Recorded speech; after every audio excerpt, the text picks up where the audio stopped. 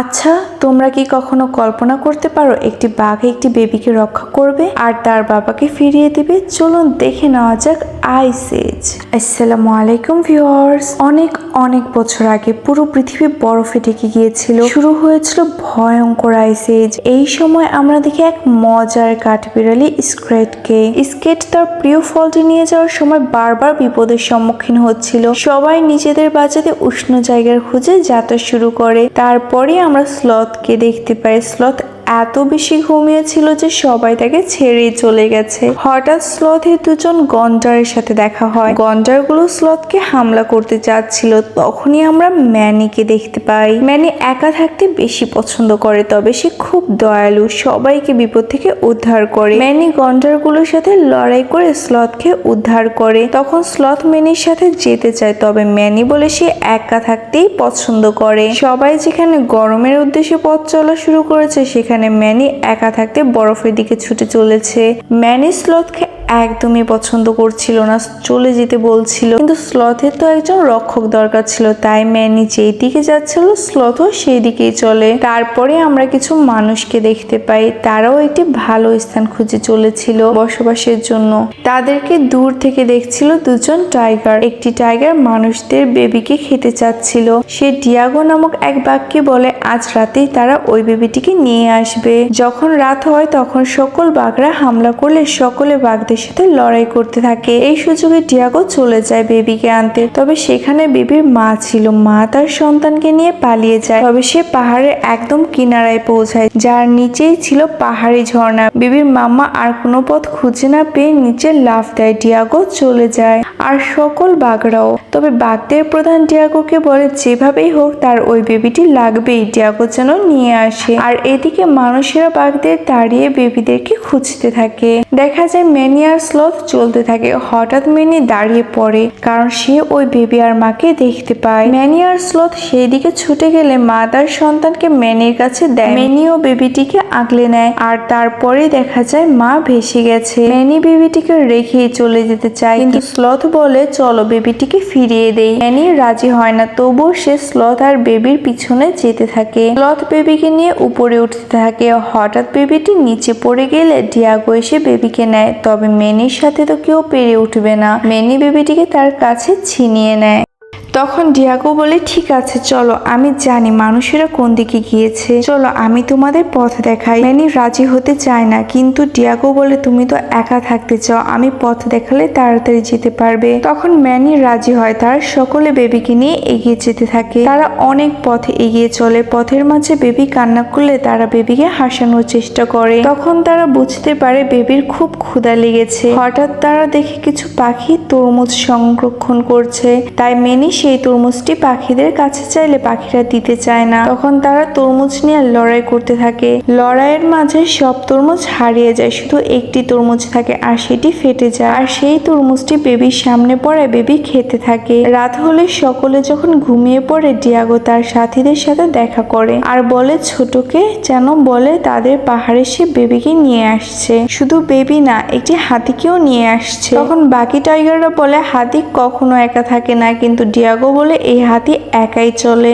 সকাল হলে ম্যানি বেবিকে দেখছিল। বেবি ম্যানির সুরটিকে জড়িয়ে ধরে। এতে ম্যানির কিছু একটা অনুভব হলেও সরিয়ে দেয় বেবিকে। তারপর তারা আবার চলতে থাকে। পথের মাঝে বরফ পড়তে শুরু করে। তারা পথের মাঝে দুষ্টুমি করতে থাকে, মজা করে এগিয়ে যেতে থাকে। হঠাৎ তারা সেই কাঠবিড়ালিকে দেখতে পায়। তারা জিজ্ঞেস করে এই পথ দিয়ে গেলে কি তারা মানুষদের খুঁজে পাবে? বিড়ালিটি বোঝানোর চেষ্টা করে যে এই পথ দিয়ে গেলে বাঘের দল দেখতে পাবে। তবে ম্যানি বুঝতেই পারে না, আর সুযোগ বুঝে ডিয়াগো ওকে দূরে ফেলে দেয়। তারা সামনে যেতে থাকে। ডিয়াগো যেহেতু আগে চলছিল, সে মানুষদের দল খুঁজে পেয়ে যায়। তাই সে ম্যানি আর স্লথকে বাধা দেয়। তখন ডিয়াগো বলে চলো শর্টকাট রাস্তা দিয়ে যায়। আর তখনই পাহাড় ধসে পড়ছিল। তারা পাহাড়ের ভিতরে আটকা পড়ে যায়। তখন ম্যানিও বলে শর্টকাট রাস্তা দিয়েই চলো। তারা পাহাড় দিয়ে সামনে যাওয়ার সময় সবাই ভিন্ন ভিন্ন পথে পিচ্ছিল খেয়ে পড়ে যায়। সকলে বেবিকে ধরার চেষ্টা করতে থাকে। শেষ পর্যন্ত মেনি বেবিকে ধরে ফেলে। তারপর তারা একটি গুহা দিয়ে এগিয়ে যেতে থাকে যেখানে বিভিন্ন ধরনের চিত্র অঙ্কন করা ছিল। হঠাৎ দেখা যায় মেনি আর তার ফ্যামিলির চিত্রও দেখা যায়। এখান থেকে আমরা বুঝতে পারি মেনি কেন একা থাকতে চায়। আসলে তার একটি পরিবার ছিল, তার ওয়াইফ আর বেবিকে মানুষেরা মেরে ফেলেছে, যদিও তারা কোনো ক্ষতি করেনি। আর এরপর থেকে মেনি কাউকে পছন্দ করে না। দেখা যায় বেবির বাবা বেবিকে এখনো খুঁজে চলেছে তুষার ঝরে, আর না পেয়ে সে ফিরে যাচ্ছে। মেনিরা গুহা থেকে বের হয়ে এসে হেঁটে যাচ্ছিল। হঠাৎ পাহাড় ভেঙে লাভা বের হতে থাকে। স্লথ সামনের, মেনি মাঝে আর ডিয়াগো সবার শেষে চলছিল। স্লথ সবার আগে চলে যায়, মেনিও পার হয়ে যায়, তবে ডিয়াগো যাওয়ার আগেই পাহাড় ভেঙে যায় আর ডিয়াগো পাহাড় থেকে পড়ে যাচ্ছে। মেনি ডিয়াগোকে তার সুর দ্বারা উঠিয়ে ফেলে, তবে মেনি নিচেই পড়ে যায়। কিন্তু ভাগ্যক্রমে মেনি বেঁচে যায় আর পাহাড়ে উঠে আসতে পারে। তার সকলে সুস্থ থাকে। তবে এই ঘটনায় ডিয়াগোর মনে এক অনুভূতি জন্ম নেয়, যার ফলে তার খারাপ লাগতে শুরু করে মেনিদের জন্য। দেখা যায় যখন বাঘ তিনজন ছোটকে এসে সব খুলে বলে, তখন ছোট রেগে বলে হাতি ধরা এত সহজ না, আগে সে বেবিকে চায়, তারপর হাতির চিন্তা করবে। রাত হলে তারা আবার গুহার মাঝে আশ্রয় নেয়। তারপরে দেখা যায় সেই ছোট বেবিটি হাঁটতে পারছে, যা দেখে সকলে খুবই খুশি হয়। তখন স্লথ আর ডিয়াগো বলছিল মেনি খুব ভালো হাতি। তারপরে সবাই ঘুমিয়ে পড়ে, কিন্তু ডিয়াগোর ঘুম আসছিল না। সকাল হলে তারা পাহাড়ের কাছে প্রায় পৌঁছেই যায়। তখন ডিয়াগো কনফিউজ হয়ে যায় যে সে কি করবে। ডিয়াগো লক্ষ্য করে টাইগাররা তাদের দেখে ফেলছে আর তারা শিকার করার জন্য অপেক্ষা করছে। তখনই ডিয়াগো মেনি আর স্লথকে বাধা দেয়, বাধা দিয়ে বলে চলো আমার সাথে অন্য পথ দিয়ে, সামনেই সবাই অপেক্ষা করছে তোমাদের জন্য। ডিয়াগো বলে সে বিশ্বাসঘাতকতা করেছে।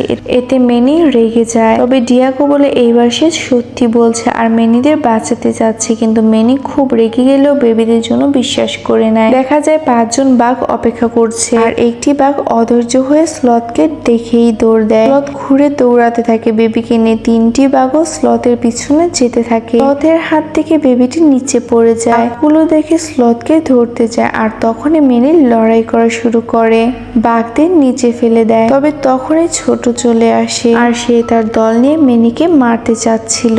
তখন দেখা যায় মেনির সামনে এসে দাঁড়ায় ডিয়াগো। ছোট ডিয়াগোর সাথে লড়াই করতে থাকে আর বাকিরা মেনির সাথে ছোট ডিয়াগোকে আহত করে ফেলে। ছোটর দল মেনিকে ঘিরে ফেলে, ছোট মেনিকে আঘাত করবে আর তখনই দেখা যায় ডিয়াগো সামনে চলে আসে। ডিয়াগো আরো অনেক আঘাত পায়, এতে মেনি বাঘদের আঘাত করে আর বাঘেরা ভয় পেয়ে চলে যায়। দেখা যায় ডিয়াগোর অবস্থা খুবই খারাপ। স্লথ আর মেনি বলে ডিয়াগোর কিছু হবে না। ডিয়াগো বলে তোমরা আমাকে এখানেই রেখে চলে যাও, কিন্তু মেনি যেতে চায় না। ডিয়াগো বলে মানুষরা অনেক আগে চলে গেলে তাদের আর ধরতে পারবে না। স্লথ আর মেনি না চাইতেও ডিয়াগোকে ছেড়ে সামনে এগিয়ে যায়। দেখা যায় সেই বেবির বাবা শেষবারের মতো পিছনে তাকিয়ে আছে আর বেবির স্মৃতিটুকু বরফের উপর রেখে দেয় কষ্টে ভরা হৃদয় নিয়ে। আর তখনই দেখা যায় মেনি চলে এসেছে। মেনিকে দেখে বেবির বাবা খুব ভয় পাচ্ছিল, সে আক্রমণ করতে চাচ্ছিল, তবে মেনি তা হাতিয়ারটি ধরে ফেলে দেয়। বাকি মানুষেরাও আক্রমণ করতে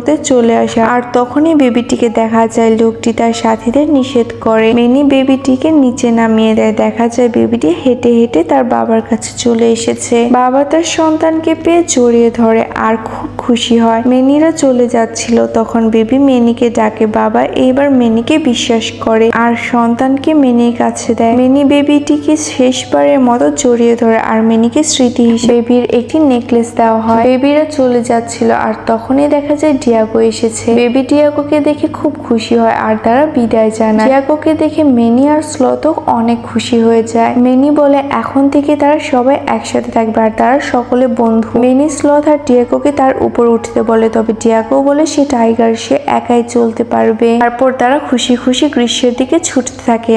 আসছে আইস এজ 2। তোমরা তৈরি তো দেখার জন্য? কমেন্ট সাবস্ক্রাইব করে পাশেই থেকো কিন্তু।